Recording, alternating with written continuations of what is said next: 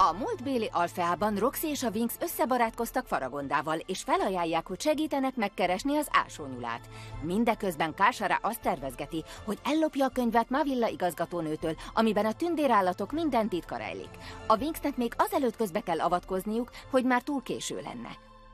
Magyar hangok: Zsigmond Tamara, Kisvirág, F. Nagy Eszter, Pekár Adrien, Bogdányi Titanilla, Németh Kriszta, Málnai Zsuzsanna, Kokas Piroska, Kapácsi Miklós, Ligeti Kovács Judit, Varga Gabriella.